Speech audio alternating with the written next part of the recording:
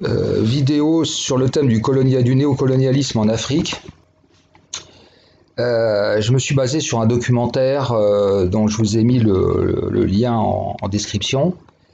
L'action se situe au centre de l'Afrique, hein, entre l'Ouganda, le Soudan, la République centrafricaine. En 2011, des auteurs de documentaires américains mettent en ligne sur les réseaux sociaux un travail dans lequel ils interviewent des enfants, etc. Et donc on parle de recrutement d'enfants soldats par une milice sanguinaire, donc une milice dirigée par un certain Joseph Kony. Alors, c'est récits d'horreur, bien entendu. Les petites filles sont des esclaves sexuels, etc., etc. Enfin, c'est ce qui est dans le descriptif. La vidéo connaît un succès foudroyant et est créée dans la foulée une association humanitaire appelée The Invisible Children, qui est basée à Washington. D'abord très près des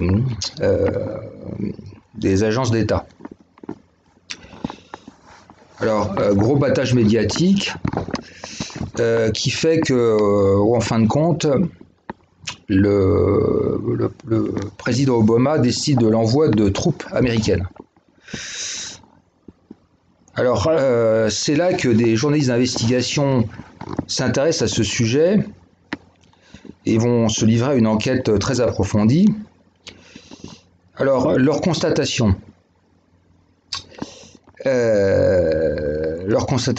donc ils découvrent qu'en fait c'est un petit contingent américain, et ce ne sont pas des combattants, ce sont des spécialistes du renseignement. Alors, ils sont intégrés à une structure qui s'appelle l'Africom, et l'Africom c'est une structure américaine qui intègre tous les aspects, c'est-à-dire la défense, l'humanitaire, l'économique, etc., et qui insiste sur la défense des intérêts américains. Alors, on découvre un personnage aussi qui s'appelle Pearson, conseiller culturel de l'armée américaine là-bas, c'est très curieux, bon. Et on découvre un milliardaire américain qui s'appelle Howard Buffett, qui est le fils du célèbre Warren Buffett, qui travaille avec Monsanto, qui mène des investissements dans l'agroalimentaire, dans les cultures, avec Monsanto. Alors,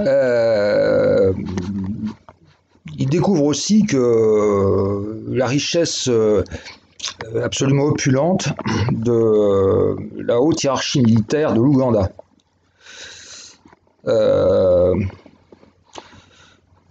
Il découvre la mise en place intensive de cultures transgéniques en Ouganda, donc sous l'impulsion d'investissements de Buffett et de Monsanto. Et il découvre que Pearson est en fait un espèce d'agent de centralisation qui centralise les documents. Et à un moment, il se rend compte qu'il possède des cartes très intéressantes, hein, avec des relevés, à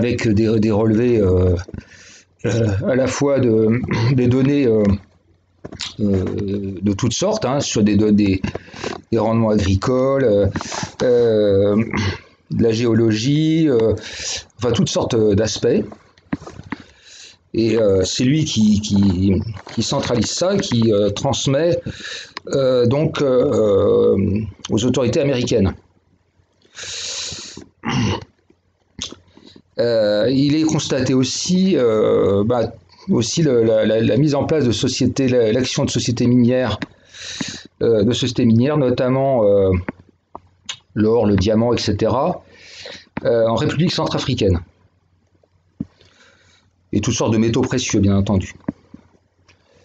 Alors, en enquêtant sur le fameux Joseph Kony, qui était quand même à la base le motif, hein, de cette intervention, on se rend compte qu'il n'a jamais été recherché.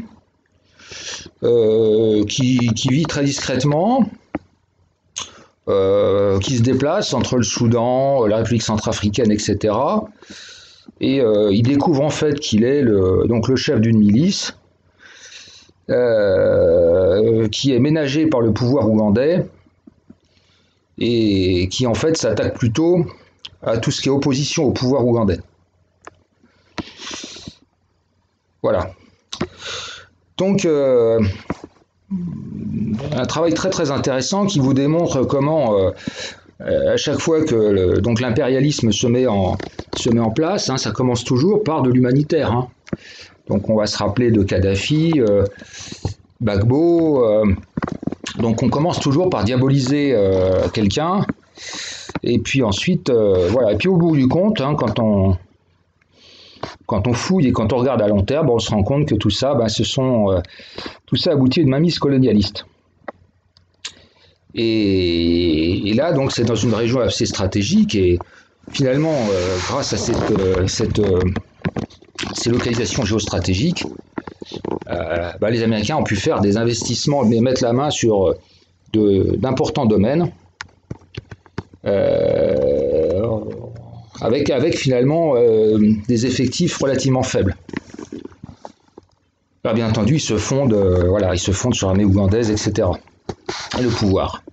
Donc en fait, là, vous retrouvez toujours la même chose, hein, donc des pouvoirs autoritaires qui se maintiennent en place. Mais un pouvoir autoritaire ne se maintient en place que grâce à une puissance coloniale. Manipulation des opinions publiques occidentales avec du pseudo-humanitaire et en fin de compte un colonialisme de plus en plus puissant, de plus en plus important.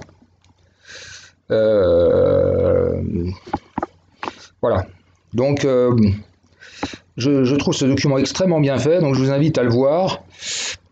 À un moment, il y a une phrase qui est un petit peu ambiguë, où il va pas plus loin, où il parle quand même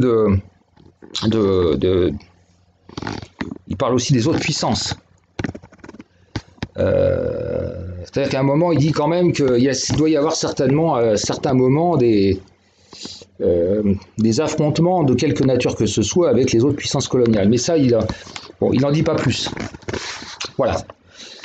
Voilà, donc je vous invite à voir ce documentaire et on se rend compte que finalement, c'est toujours les mêmes méthodes qui sont employées, qui utilisent la naïveté des opinions publiques, le manque de mémoire, etc., etc. Et qui montrent aussi malheureusement la difficulté pour lutter contre ce genre de choses. Alors bien entendu, toujours garder l'esprit critique et voir un peu, comme toujours en criminologie, à qui profite le crime.